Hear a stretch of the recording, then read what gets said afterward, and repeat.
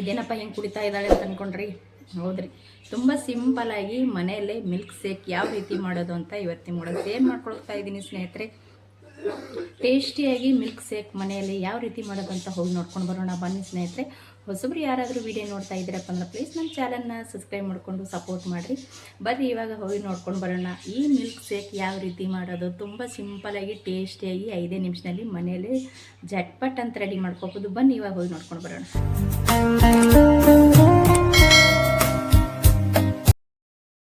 ಮನೆಯಲ್ಲೇ ಸಿಂಪಲಾಗಿ ತುಂಬ ಸುಲಭವಾಗಿ ಟೇಸ್ಟಿಯಾಗಿ ಮಿಲ್ಕ್ ಶೇಕ್ ಯಾವ ರೀತಿ ಮಾಡ್ತೀವಿ ಅಂತ ನಿಮ್ಮ ಕೂಡ ಶೇರ್ ಮಾಡ್ಕೋತೀನಿ ಅಂತ ಹೇಳಿದ್ನಲ್ರಿ. ಅದಕ್ಕೆಲ್ಲ ಏನೆಲ್ಲ ಬೇಕಪ್ಪ ಅಂತಂದ್ರೆ ನಾನಿಲ್ಲಿ ಸ್ವಲ್ಪ ಹಾಲು ತೊಗೊಂಡಿನಿ. ಹಾಲು ತೊಗೊಂಡು ಮತ್ತು ಇಲ್ಲಿ 2 ಬಾಳೆಹಣ್ಣು ತೊಗೊಂಡೀನಿ ರೀ. ತುಂಬ ಚೆನ್ನಾಗಿ ಹಣ್ಣಾಗಿರುವಂಥ ಬಾಳೆಹಣ್ಣು ತೊಗೊಂಡಿದ್ದೀನಿ. ಒಂದು ಸ್ವಲ್ಪ ನಾನಿಲ್ಲಿ ಸಕ್ಕರೆನ ತೊಗೊಂಡಿದ್ದೀನಿ ನೋಡಿರಿ. ಸಕ್ಕರೆ ಬೇಕಂದ್ರೆ ಹಾಕೋಬೋದ್ರಿ, ಬೇಡ ಅಂದ್ರೆ ಬಿಡ್ಬೋದು. ಯಾಕಂದ್ರೆ ಬಾಳೆಹಣ್ಣಂತೂ ಸಿಹಿ ಇರ್ತದಲ್ರಿ, ಹಾಗಾಗಿ ಕೆಲವರು ಹಾಕೊಳ್ಳಂಗಿಲ್ಲ. ನಾನು ಇಲ್ಲಿ ಹಾಕ್ತಾ ಇದ್ದೀನಿ ಯಾಕಪ್ಪ ಅಂದ್ರೆ ಹಾಲು ಸೇರಿಸ್ಕೋತೀವಲ್ರಿ, ಹಾಗಾಗಿ ಒಂದು ಸ್ವಲ್ಪ ಸಕ್ಕರೆ ಹಾಕ್ಕೊಂಡೆ ನಾನು ಮಿಲ್ಕ್ ಶೇಕ್ ಮಾಡ್ತಾಯಿದ್ದೀನಿ.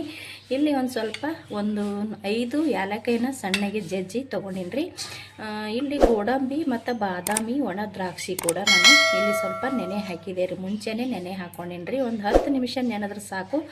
ಬಾದಾಮಿ ನೆನೆದ್ರೆ ಸಾಕ್ರಿ ನೋಡ್ರಿ. ಇಲ್ಲಿ ಇಷ್ಟು ನೆನೆಸ್ಕೊಂಡಿನಿ ರೀ. ಇದನ್ನು ನಾನು ಇವಾಗ ಸ್ವಲ್ಪ ಮಿಕ್ಸಿಗಂತೂ ಹಾಕೊಳ್ಳಂಗಿಲ್ಲ ರೀ. ನಾನು ಸಣ್ಣಗೆ ಬಾಯಿಗೆ, ನಾವು ಇದು ಕುಡಿತಾ ಇರಬೇಕಾದ್ರೆ ಬಾಯಿಗೆ ಸಿಗಬೇಕು ರೀ, ಚೆನ್ನಾಗಿರುತ್ತೆ ಟೇಸ್ಟ್. ಇದನ್ನು ಸ್ವಲ್ಪ ನಾನು ಜಜ್ಜಿಬಿಟ್ಟು ತೊಗೋತೀನಿ ರೀ. ನೆನೆ ಹಾಕಿನ್ರಿ ಮುಂಚೆನೇ. ಸಿಂಪಲ್ಲಾಗಿ ಅಂದರೆ ತುಂಬ ಸಿಂಪಲ್ಲಾಗಿ ಮನೆಯಲ್ಲೇ ಎಷ್ಟು ಬೇಕಷ್ಟು ಮಾಡಿಕೊಂಡು ಈ ಮಿಲ್ಕ್ ಶೇಕ್ನ ಕುಡಿಬೋದು ನೋಡ್ರಿ. ಇವಾಗ ಫಸ್ಟಿಗೆ ನಾನು ಇದನ್ನು ಜಜ್ಜಿ ತೊಗೋತೀನಿ ನೋಡ್ರಿ. ನಾನು ಇಲ್ಲಿ ಗೋಡಂಬಿ ಮತ್ತು ಒಣ ದ್ರಾಕ್ಷಿ ಕೈಲಿ ಮುರಿದಿಟ್ಕೊಂಡಿನಿ. ಇದು ಒಂದು ಸ್ವಲ್ಪ ಕಟ್ ಮಾಡಿ ತೊಗೊಂಡಿನಿ. ಬಾದಾಮಿ ಕೂಡ ಇಲ್ಲಿ ಕಟ್ ಮಾಡಿ ತೊಗೊಂಡಿನಿ ರೀ. ನಿಮ್ಗೆ ಹೆಂಗೆ ಈಗ ಹಾಕೊಳ್ಳೋಕೆ ಇಷ್ಟ ಇಲ್ಲ ಅಂದ್ರೆ ಮಿಕ್ಸಿ ಜಾರಿಗೆ ಹಾಕ್ಕೊಂಡು ನುಣ್ಣಗೆ ಪೇಸ್ಟ್ ಮಾಡ್ಕೊಂಡು ಕೂಡ ಹಾಕೋಬೋದು. ಇಲ್ಲಿ ನೋಡ್ರಿ ನಾನು ಒಂದು ಪಾತ್ರೆ ತೊಗೊಂಡಿನಿ. ಈ ಪಾತ್ರೆ ಒಳಗೆ ನಾನು ಬಾಳೆಹಣ್ಣು ತೊಗೊಂಡಿದ್ದೆ ನೋಡ್ರಿ. ಆ ಬಾಳೆಹಣ್ಣನ್ನು ನಾನಿವಾಗ ಸಿಪ್ಪೆಯನ್ನು ತೆಗೆದುಬಿಟ್ಟು ಹಾಕೊಳ್ಕೊತೀನಿ ನೋಡ್ರಿ. ಇಷ್ಟು ಮೆತ್ತಗಾಗ್ಯದ ಅಂದ್ರೆ ಹಣ್ಣಾಗಿರೋಂಥ ತೊಗೊಂಡೇವು ಅಂದ್ರೆ ಟೇಸ್ಟ್ ಅಂತೂ ಚೆನ್ನಾಗಿರುತ್ತೆ ರೀ. ಅದಕ್ಕೆ ನಾನು ತುಂಬ ಹಣ್ಣಾಗಿರೋಂಥ ಬಾಳೆಹಣ್ಣು, ಅದು 2 ಬಾಳೆಹಣ್ಣು ತೊಗೊಂಡಿದ್ದೀನಿ ನೋಡ್ರಿ. ಇವಾಗ ಇದನ್ನು ಸುಲಿದು ಪಾತ್ರೆ ಒಳಗೆ ಹಾಕೊಳ್ಳೋಮ್ರಿ. ನೋಡ್ರಿ ನಾನು 2 ಬಾಳೆಹಣ್ಣು ತೊಗೊಂಡಿದ್ದಲ್ರಿ. 2 ಬಾಳೆಹಣ್ಣನ್ನು ನಾನು ಸಿಪ್ಪೆ ತೆಗೆದು ಇದು ಒಂದು ಪಾತ್ರೆ ಒಳಗೆ ಹಾಕ್ಕೊಂಡಿನಿ ರೀ. ಇದ್ರ ಮೇಲ್ಗಡೆ ನಾನು ಸ್ವಲ್ಪ ಸಕ್ಕರೆ ಹಾಕ್ಕೋತೀನಿ ನೋಡ್ರಿ. ಇವಾಗ ನಾನಿಲ್ಲಿ ಸ್ವಲ್ಪ ಸಕ್ಕರೆ ತೊಗೊಂಡಿದ್ದು ನೋಡ್ರಿ. ಈ ಸಕ್ಕರೆ ಇಷ್ಟು ಹಾಕ್ಕೋತೀನಿ ಸ್ನೇಹಿತರೆ. ನಿಮಗೆ ಸಕ್ಕರೆ ಒಳಗೆ ಹಾಕ್ಕೊಂಡು ಮಾಡ್ಕೊಳಕ್ಕೆ ಇಷ್ಟ ಇಲ್ಲ ಅಂದ್ರೆ ಇದಕ್ಕೆ ನೀವು ಬೆಲ್ಲ ಕೂಡ ಸೇರಿಸ್ಕೊರಿ. ಚೆನ್ನಾಗಿ ಪೌಡ್ರ್ ಮಾಡ್ಕೊಂಡು ಬೆಲ್ಲ ಕೂಡ ಸೇರಿಸ್ಕೊರಿ. ಅದನ್ನು ಕೂಡ ಸಕ್ಕತ್ತಾಗಿ ಏನೋ ಒಂಥರ ಡಿಫ್ರೆಂಟ್ ಟೇಸ್ಟ್ ಕೊಡುತ್ತೆ ಅದನ್ನು ಕೂಡ. ಇವಾಗ ಇದನ್ನು ಸ್ವಲ್ಪ ನಾವು ಮೆತ್ತ ಮಾಡ್ಕೊಳಮ್ರಿ ನೋಡ್ರಿ. ಇದನ್ನು ಒಂದು ಸ್ವಲ್ಪ ನಾವು ಈ ರೀತಿ ಮ್ಯಾಸ್ ಮಾಡ್ಕೊಳ್ರಿ. ತುಂಬಾ ಮೆತ್ತಗೆ ಮಾಡ್ಕೊಳಕ್ಕೆ ಹೋಗ್ಬೇಡ್ರಿ. ಒಂದು ಸ್ವಲ್ಪ ಒಳಗೆ ನಮಗೆ ತರಿಯಾಗಿ ಅಂದ್ರೆ ಒಂದು ಸ್ವಲ್ಪ ಸಣ್ಣ ಸಣ್ಣ ಪೀಸಾಗಿ ಸಿಗಬೇಕು, ಚೆನ್ನಾಗಿರುತ್ತೆ. ತುಂಬಾ ಮಾಡ್ಕೊಳಕ್ಕೆ ಹೋಗ್ಬೇಡ್ರಿ. ಈ ರೀತಿ ಮಾಡ್ಕೊಂಡ್ರೆ ಸಾಕು ನೋಡ್ರಿ. ಇಷ್ಟಾದ್ರೆ ಸಾಕು. ಒಳಗೆ ನಮ್ಗೆ ಚಿಕ್ಕದು ಪೀಸ್ ಇರಬೇಕು ರೀ. ಬಾಳೆಹಣ್ಣಿನ ಪೀಸ್ ಸಿಗಬೇಕು ನಮ್ಗೆ ಚಿಕ್ಕದು ನೋಡ್ರಿ. ಈ ರೀತಿ ನಾನಿಲ್ಲಿ ಮಾಡಿಕೊಂಡೆ.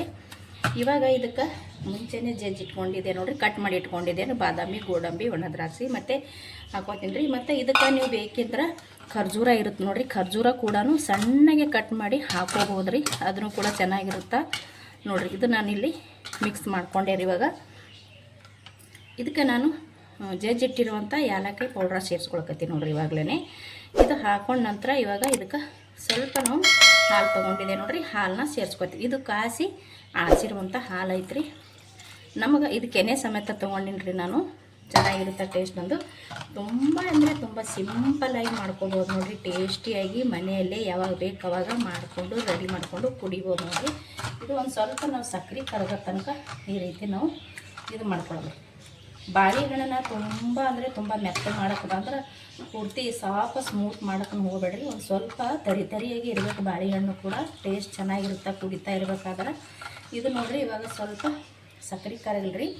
ಇಲ್ಲಿ ನಾನು ತೊಗೊಂಡಿರುವಂಥ ಹಾಲನ್ನ ಅಷ್ಟು ಹಾಕೋತೀನಿ ನೋಡ್ರಿ. ಇದು ನೀಟಾಗಿ ನಾನು ಸಕ್ಕರೆ ಕೂಡ ಕರಗಿಸ್ಕೊಂಡಿನಿ. ನೋಡ್ತಾ ಇರ್ಬೋದು ನೋಡ್ರಿ. ಇಲ್ಲಿ ಬಾಳೆಹಣ್ಣು, ಗೋಡಂಬಿ ಮತ್ತು ಬಾದಾಮಿ ಈ ರೀತಿ ನಮ್ಗೆ ಇರ್ಬೇಕು ನೋಡ್ರಿ. ಕುಡಿತಾ ಇರ್ಬೇಕಾದ್ರೆ ಸಖತ್ ಟೇಸ್ಟ್ ರೀ. ಮತ್ತು ಏಲಕ್ಕಿ ಹಾಕ್ಕೊಂಡಿವಲ್ರಿ, ಏಲಕ್ಕಿ ಘಮ ಅಂತೂ ಸಖತ್ತಾಗಿದೆ ಸ್ನೇಹಿತರೆ. ಈ ರೀತಿ ನಮ್ಗೆ ರೆಡಿ ಮಾಡ್ಕೋಬೋದು ನೋಡ್ರಿ.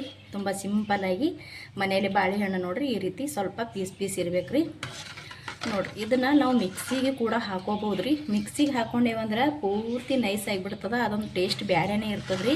ನಾವು ಇದೇ ರೀತಿ ಒಂದು ಪಾತ್ರೆ ಒಳಗೆ ಹಾಕ್ಕೊಂಡು ಸಣ್ಣಗೆ ಕಟ್ ಮಾಡಿಕೊಂಡು ಅಥವಾ ಒಂದು ಯಾವುದಾದ್ರೂ ಇದು ತೊಗೊಂಡು ಈ ರೀತಿ ಮ್ಯಾಸ್ ಮಾಡ್ಕೊಂಡೇವಂದ್ರೆ ಟೇಸ್ಟ್ ಅಂತೂ ಅದ್ಭುತವಾಗಿರುತ್ತೆ ನೋಡಿರಿ. ಇದಕ್ಕೆ ನಾನು ಸಕ್ಕರೆ ಹಾಕ್ಕೊಂಡು ಕರಗಿಸ್ಕೊಂಡೆ ಸ್ನೇಹಿತರೆ. ಇದಕ್ಕೆ ನಾನು 1 ಬಟ್ಲದಷ್ಟು ಹಾಲನ್ನ ಹಾಕ್ಕೊಂಡಿದ್ದೆ ನೋಡಿರಿ. ಇಲ್ಲಿ ಮತ್ತೊಂದು ಬಟ್ಲದಷ್ಟು ಹಾಲು ಕೂಡ ನಾನು ತೊಗೊಂಡಿದ್ದೀನಿ ರೀ. ನೋಡಿರಿ ಟೋಟಲಾಗಿ ನಾನು 2 ಬಟ್ಲ ಹಾಲನ್ನ ಬಳಸಿ ಈ ಮಿಲ್ಕ್ ಶೇಕ್ನ ರೆಡಿ ಮಾಡ್ಕೊಂಡಿನಿ ನೋಡಿರಿ. ನಿಮಗೆ ತುಂಬ ಗಟ್ಟಿ ಬೇಕಂದ್ರೆ ನೀವು ಕಡಿಮೆ ಹಾಲು ಹಾಕ್ಕೊಂಡು ಕೂಡ ಮಾಡ್ಕೋಬೋದು. ನೋಡಿರಿ ನಾನಿಲ್ಲಿ ಇಷ್ಟು ತಿಳಿಯಾಗಿ ಮಾಡ್ಕೊಂಡಿದ್ದೀನಿ ನೋಡಿರಿ, ಸಖತ್ತಾಗಿರುತ್ತೆ ರೀ ಈ ರೀತಿ.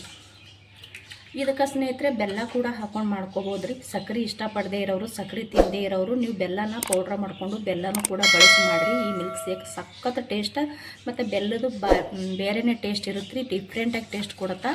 ಸಾಧ್ಯ ಆದರೆ ಅದು ಕೂಡ ನಿಮ್ಮ ಕೂಡ ನಾನು ಶೇರ್ ಮಾಡ್ಕೋತೀನಿ ನೋಡಿರಿ. ಇದು ಇವಾಗ ಸಕ್ಕರೆನೂ ಕೂಡ ಕರಗಿತು, ಮತ್ತೊಂದು ಲೋಟ ಹಾಲು ಕೂಡ ನಾನು ಹಾಕ್ಕೊಂಡೆ. ಟೋಟಲಾಗಿ ಇಲ್ಲಿ ನಾನು ಇಷ್ಟು ಈ ಮಿಲ್ಕ್ ಶೇಕನ್ನ ರೆಡಿ ಮಾಡ್ಕೊಂಡೆ ನೋಡಿರಿ. ಎಷ್ಟು ಬೇಕು ಅಷ್ಟು ರೆಡಿ ಮಾಡಿಕೊಂಡು ಮನೆಯಲ್ಲೇ ಕುಡಿಬೋದು ನೋಡಿರಿ ಸ್ನೇಹಿತರೆ. ಇದು ಇವಾಗ ರೆಡಿ ಆಯಿತು, ನಾನು ಒಂದು ಗ್ಲಾಸಿಗೆ ಸರ್ವ್ ಮಾಡ್ಕೋತೀನಿ ನೋಡಿರಿ. ರೆಡಿ ಆಯ್ತು ನೋಡಿರಿ, ಸಿಂಪಲಾಗಿ ಮನೆಯಲ್ಲೇ ಮಾಡ್ಕೊಳ್ಳೋವಂಥ ಈ ಮಿಲ್ಕ್ ಶೇಕ್ ಸಖತ್ತಾಗಿ ಟೇಸ್ಟ್ ಇರುತ್ತೆ. ತುಂಬ ಸಿಂಪಲಾಗಿ ಮಾಡ್ಕೋಬೋದು, ಅತಿ ಬೇಗವಾಗಿ ರೆಡಿ ಮಾಡ್ಕೋಬೋದು ನೋಡಿರಿ ಮನೆಯಲ್ಲಿ. ನಾವು ಮಾಡಿರುವಂಥ ಈ ಮಿಲ್ಕ್ ಶೇಕ್ ನಿಮಗೆ ಇಷ್ಟ ಆಗಿತ್ತಪ್ಪ ಅಂದ್ರೆ ಪ್ಲೀಸ್ ಒಂದು ಲೈಕ್, ಶೇರ್, ಕಮೆಂಟ್ ಮಾಡಿರಿ. ಹೊಸವ್ರು ನೋಡ್ತಾ ಇದ್ದೀರಪ್ಪ ಅಂದ್ರೆ ಚಾನಲ್ನ ಸಬ್ಸ್ಕ್ರೈಬ್ ಮಾಡ್ಕೊಂಡು ಸಪೋರ್ಟ್ ಮಾಡಿರಿ ಸ್ನೇಹಿತರೆ. ಮತ್ತೆ ಒಂದು ಹೊಸ ರೆಸಿಪಿಯೊಂದಿಗೆ ಸಿಗ್ತೀನಿ ರೀ. ಅಲ್ಲಿ ತನಕ ಮತ್ತೊಮ್ಮೆ ಎಲ್ಲರಿಗೂ ನಮಸ್ಕಾರ. ಇಷ್ಟೊತ್ತನ ವಿಡಿಯೋ ನೋಡಿದವ್ರಿಗೆ ಎಲ್ಲರಿಗೂ ಕೂಡ ಥ್ಯಾಂಕ್ ಯು.